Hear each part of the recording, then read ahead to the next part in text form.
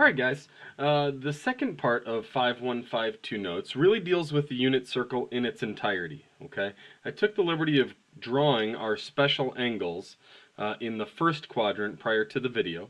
We're going to show you that as long as you know these, we should be able to expand these to all the other quadrants and not have to think of it as a different thing or memorize other things as long as we have these down, okay?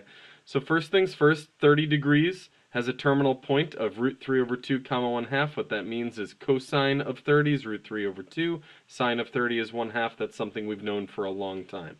So remember, we're dealing with cosine comma sine. Okay. So it says use reference angles. Okay. So what we're going to do is talk about how to draw a reference triangle. Okay. A reference triangle on the unit circle is when we connect to the horizontal axis, creating a right triangle with a reference angle. And what we're going to do is we're going to, as you might guess by the wording here, we're going to use that angle as a reference for us to be able to easily figure out the terminal point or easily figure out the cosine or sine value at all of the angles around the unit circle, not just in quadrant 1. So I'm going to do 3 examples up here, one in each quadrant and each with a different reference angle. So the first one I'm going to do is, what if we drew the angle 135 degrees. Okay. Or the angle 3 pi over 4. Remember, it can be radians or degrees, but for the purpose of this, we'll use degrees, at least for this first one. What I mean by drawing a reference triangle is what we're going to do is connect to the horizontal axis, creating a right triangle. That, a lot of times we denote an unknown angle as theta. That would be our reference angle. Okay. The reference angle will always be between 0 and 90, and as you're going to see, the reference angle in all of these quadrants for the special angles that we talk about around the unit circle is going to be one of these 3. Okay. If this is 135 degrees, remember this is 0, I travel 135 degrees, we know that the other side of the horizontal axis is 180, so if I go 135, and here would be going 180, then in between these two, 180 minus 135 gives us a 45 degree reference angle. Okay. So you're going to see that the terminal point of 135 will match the terminal point of 45, except for possibly the signs, whether it's positive or negative. And for that, we need to think of our xy coordinate plane, and we're going left from the origin and up from the origin. That should tell us that the x value in the second quadrant should be negative, and the y value should be positive. So this terminal point here would be negative root 2 over 2, comma positive root 2 over 2. Same values as the x and y of the 45 degree angle, because we have a 45 degree reference angle. We just know that the x value would be negative. What does this mean? It means that if I asked you to evaluate cosine of 135 degrees, you would tell me it's negative root 2 over 2. If I asked you to evaluate sine of 135 degrees, you would tell me it's positive root 2 over 2. Cosine comma sine. All right. Let's do one in the third quadrant. Let's do the 210 degree angle. To connect to the nearest horizontal axis, we would draw a line like that. It creates a reference triangle, a reference right triangle.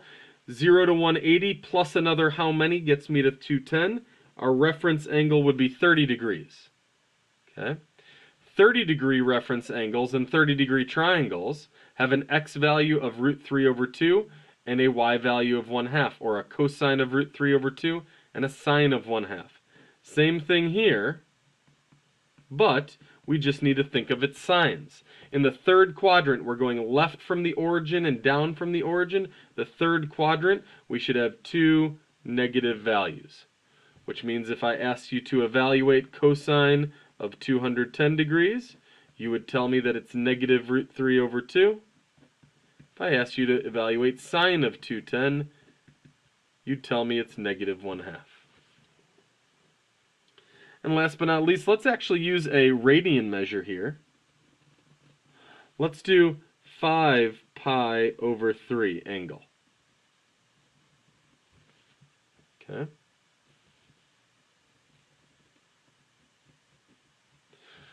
Our 5 pi over 3, okay, pi over 3's represent our 60-degree reference angles, but if you wanted to convert this from radians to degrees, remember you would multiply by 180 over pi. Okay, you would happen to get 300 degrees here. So if you want to think of this as 300, that's fine. What you need to do is know that if I've come 300 degrees and all the way to here is 360, that leaves 60 degrees for my reference angle. We know that 60-degree reference angles have x values of 1/2 and y values of root 3 over 2, or cosine of 1/2, sine of root 3 over 2. In the fourth quadrant, we go right from the origin and down from the origin, which means in the fourth quadrant, we should have a positive x and a negative y. Positive 1/2, negative root 3 over 2. We could do the same thing as we did here. Okay, I could ask you for the cosine or the sine values of 5 pi over 3. And from our knowledge of the unit circle, from our knowledge of reference angles and triangles, we would be able to do that. X comma y. All right, I give you the entire unit circle. Okay, this is something that needs to be ingrained in your memory, but really, as long as we know the first quadrant, we should be able to figure out the rest of the quadrants. As you can see, all of the 45 degrees, all of the pi over 4's, are always root 2 over 2 comma root 2 over 2. We just need to figure out the signs.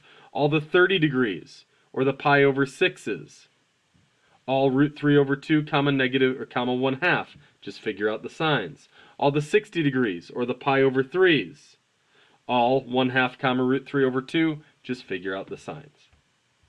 Okay, and remember we're always cosine comma sine. Okay, again, positive angles, we go upwards from 0 degrees. Negative angles, we would rotate downwards.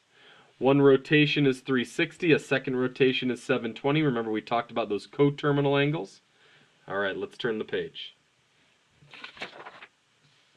We talked about the important properties. I don't know if we have to write down any more of those important properties, but let's talk about our basic trigonometric identities. Okay, we have reciprocal identities, and then we have a definition of tangent.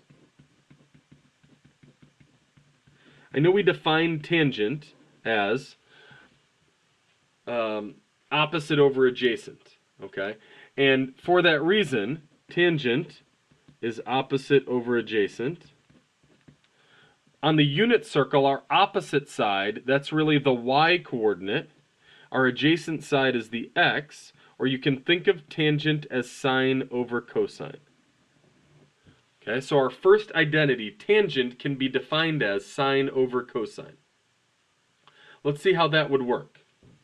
If I asked you for tangent of 45 degrees, that would be the same as, now you look at our unit circle, no tangent values here, just cosines and sines, as you can see on our points. No big deal. Tangent of 45 degrees is just sine of 45 degrees over cosine of 45 degrees. And in this case, sine of 45, check your unit circle, root 2 over 2. Cosine happens to also be root 2 over 2. What's anything divided by itself? Tangent of 45 degrees would equal 1. We also have reciprocal identities. The reciprocal of sine is cosecant. Cosecant of theta is 1 over sine theta. The reciprocal of cosine is secant. And the reciprocal of tangent is cotangent.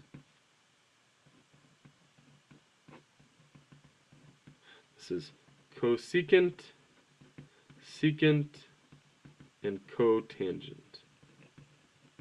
How would these come into play on a unit circle? Well, I could just ask you, what is cosecant of 60 degrees? Again, check our unit circle. We have cosine values and sine values. We don't have cosecant values, but I don't think it'll be that hard. Once we decide and know that cosecant is a reciprocal of sine, so this is going to equal 1 over sine of 60 degrees. I think we know this one. Let's look back at our unit circle. Where is 60 degrees? There it is. The sine value would be the y-coordinate. 1 over root 3 over 2. All right, well, we can't leave our answer like that. That would be ridiculous. When we divide by a fraction, it's the same as multiplying by the reciprocal, which turns into 2 over root 3. We certainly can't leave our answer like that either. We have to rationalize. How do you rationalize a radical in the denominator? Because we're not allowed to leave a final answer that has a radical in the denominator. You just multiply by that radical. Cosecant of 60 degrees would be 2 root 3 over 3. Let's do one final one. Maybe we'll do secant, and we'll even give a radian measure here. Let's do 5 pi over 6. Secant is the reciprocal of cosine, so that means we're going to do 1 over cosine of 5 pi over 6. Let's check our unit circle. Let's just kind of walk through it together. 5 pi over 6 is the same as 150 degrees. That means it would have a reference angle of 30 degrees. Okay? We can even draw a reference triangle here. If the unit circle has a radius of 1, we have 1/2, we have root 3 over 2. We know we are going to the left, we're in quadrant 2. We're to the left where x values are negative. All right, so if you want to quickly draw your special triangle in the quadrant, as opposed to maybe memorizing or thinking, how do I extrapolate from the first quadrant to the second? If you want to always draw these triangles, by all means, go ahead. What we do need to make sure we know, however you want to think about it, is that cosine of 5 pi over 6 is negative root 3 over 2.